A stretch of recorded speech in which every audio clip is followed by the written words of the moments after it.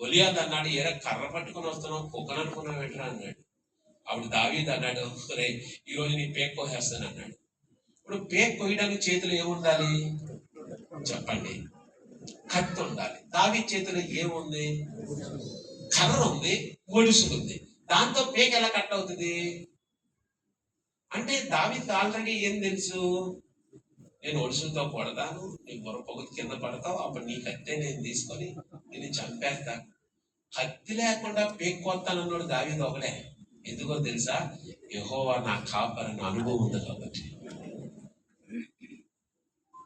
నిజంగా దేవుని గొప్పతనం నువ్వు వెలిగితే ఈ లోకంలో నిన్ను ఎవడు పట్టించుకున్నా పట్టించుకోకపోయినా, ఎవడు నిన్ను నిందించినా, ఎవడు ఎన్ని మాటలన్నా, ఎవడు నిన్ను ధృవీకరించినా, ఎవడు నిన్ను అంగీకరించకపోయినా, నీ గుండె లోతులో నుండి యెహోవా నా కాపరి నువ్వు అన్నావనుకో,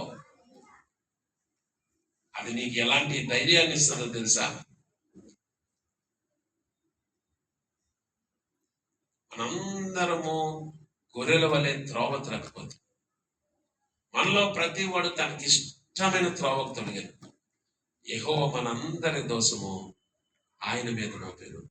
యెషయా ఈ మాటలు రాస్తూ, తప్పు మనం చేశాం కానీ శిక్ష ఆయన మీద పడింది. నేను గొర్రెలకు మంచి కాపరిని అని ఒక డైలాగ్ చెప్పలేదు. ఆయన ఆ డైలాగ్ రియాలిటీలో ప్రూవ్ చేశాడు. ఆయన ప్రేమ వ్యక్తపరచబడిన ప్రేమ. రోమా 5:8 దేవుడు మన ఎడ్ల తన ప్రేమను వెల్లడిపరిచినాడు. ఎట్లనగా మనం ఇంకనూ పాపులమై ఉండగానే క్రీస్తు మన కొరకు చనిపోయాడు. God demonstrated his love for us and we were still sinners. Christ died for us.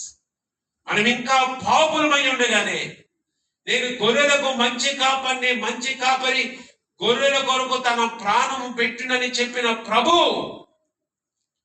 నిన్ను నన్ను ఏ స్థాయి వరకు ప్రేమించాడంటే, కలువరి సిలువలో 2 చేతులు చాపి, చూడు నేను నిన్ను ఎంతగా ప్రేమిస్తున్నానో దానికి రుజువుగా ఆయన 2 చేతులు చాపి నీ కొరకు ప్రాణం పెట్టాడు. ఆయన తలకి ముళ్ళు గుచ్చుబడి, కాళ్ళకి చేతులకి మేకులు కొట్టబడ్డాయి. వీపు మీద 1 తక్కువ 40 కొరడాలు. రోమీయులు ఎలాంటి కొరడాలు వాడేవారని చదివితే 4 పేటల తాడులు ఉంటాయి. చివర